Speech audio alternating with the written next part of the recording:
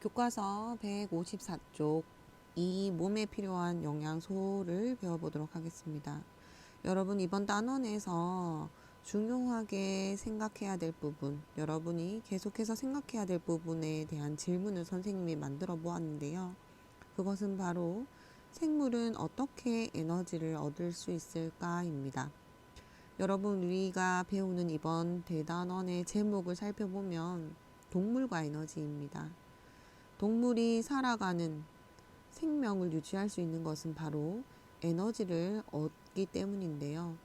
그렇다면 생물은 어떻게 에너지를 얻을 수 있을까요? 그렇죠. 이번 단원에 배우는 영양소와 관련이 있습니다. 여러분이 알고 있는 영양소들이 지금 머릿속에 떠오를 것 같은데요. 영양소라고 하는 것은 생명 활동에 필요한 에너지를 내는 물질을 영양소라고 합니다.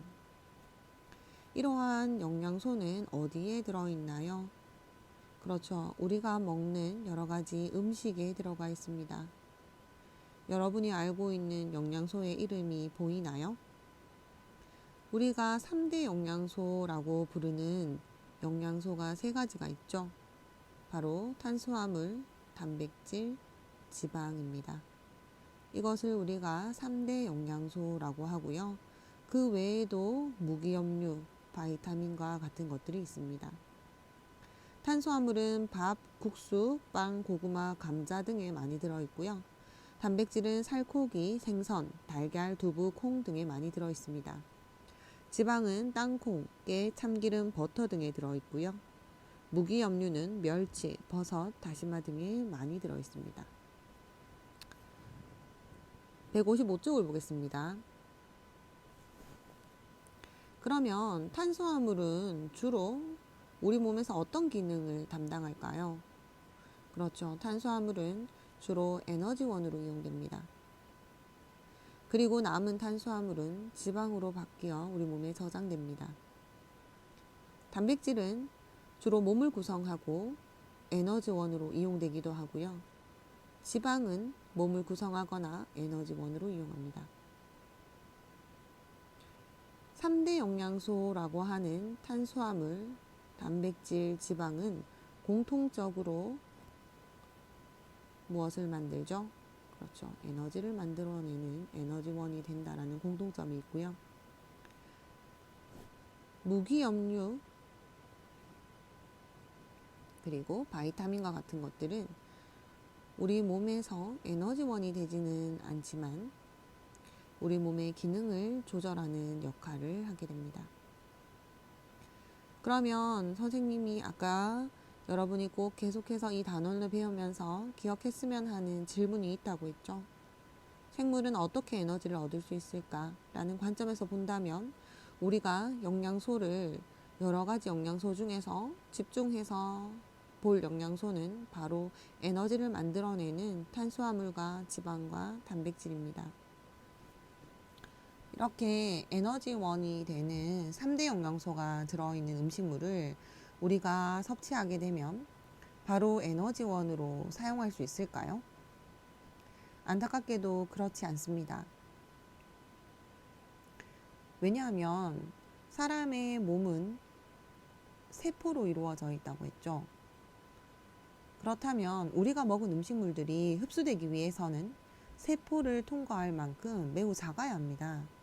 그런데 음식에 들어있는 탄수화물이나 단백질, 지방은 세포를 통과할 만큼 작지 못합니다. 그래서 이렇게 큰 영양소를 잘게 분해시켜 주어야 하는데요. 그러한 과정을 우리가 무엇이라고 불러주느냐 하면 소화라고 합니다.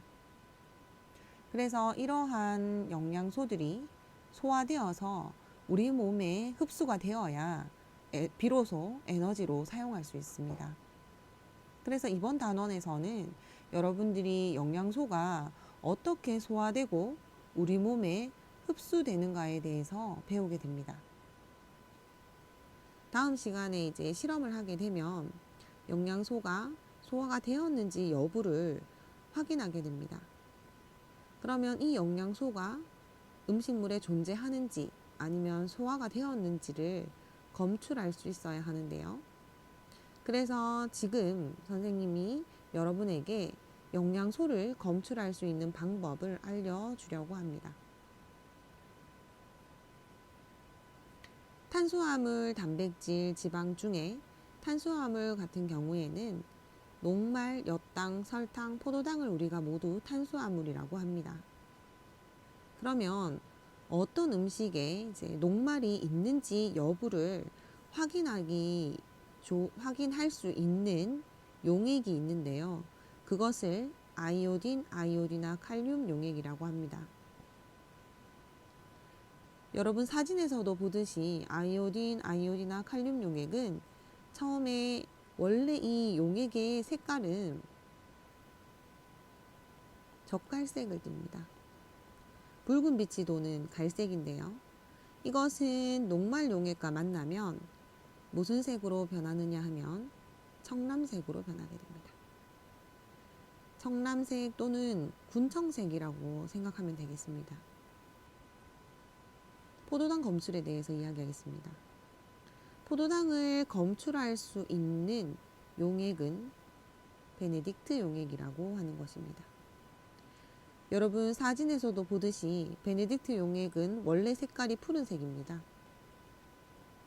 이 푸른색의 베네딕트 용액이 포도당과 만나게 되면은 아주 천천히 색깔이 변하게 되는데요.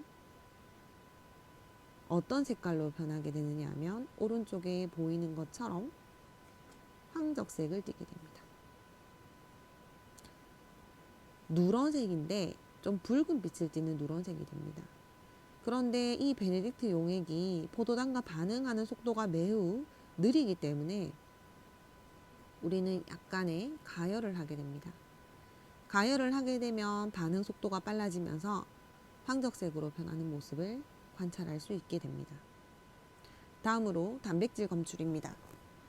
단백질 검출하는 용액은 5%의 수산화나트륨 수용액과 1%의 황산구리 수용액입니다. 이 두 용액이 단백질과 만나게 되면 보라색을 띠게 됩니다. 그래서 어떤 음식에 이 두 용액을 섞어서 떨어뜨렸을 때 보라색으로 변하면 거기에는 단백질이 들어있구나 라는 걸 알 수가 있게 되죠. 다음은 지방을 검출하는 방법입니다. 지방을 검출하는 용액은 수단스리 용액입니다. 수단스리 용액은 그림에서도 보듯이 원래 용액의 색깔이 붉은색인데요. 이 붉은색이 지방과 만나게 되면 수단스리 용액이 지방에 녹아 들어가서 착색이 됩니다. 그래서 선홍색으로 변하게 되고요. 여러분 이게 붉은색과 선홍색이 잘 구분이 안 되는데요. 증류수와 비교를 해보면 눈에 쉽게 들어오죠. 증류수에는 수단스리 용액이 착색이 되지 않아서 선홍색이 보이지 않습니다. 이렇게 녹말, 포도당, 단백질, 지방을 검출하는 용액에 대해서 알아보았습니다. 이것은 우리가 다음 시간에 실험할 때도 기본이 되는 이해 과정이기 때문에 꼭 익혀서 만날 수 있도록 하겠습니다. 여러분 학습지 2쪽입니다. 학습지 2쪽의 거꾸로 수업 내용 정리는 어떤 내용을 적어 오느냐 하면 녹말, 포도당, 단백질, 지방을 검출하는 용액의 이름을 각각 맞게 적어 오면 되겠습니다.